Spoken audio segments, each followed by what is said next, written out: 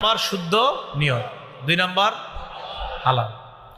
সহিহ বুখারীর বর্ণনা 52 নাম্বার হাদিস, নুমান ইবনে বাশীর রাদিয়াল্লাহু তাআলা আনহুর বর্ণনা। তিনি বলেন, ক্বালা রাসূলুল্লাহ সাল্লাল্লাহু আলাইহি ওয়াসাল্লাম, আল হালালু বায়্যিনুন ওয়াল হারামু বায়্যিন।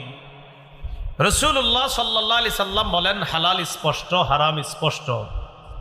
ওয়া বাইনাহুমা মুশাব্বাহাত ওয়া ফি নুসখা ওয়া বাইনাহুমা মুশতাবিহাত।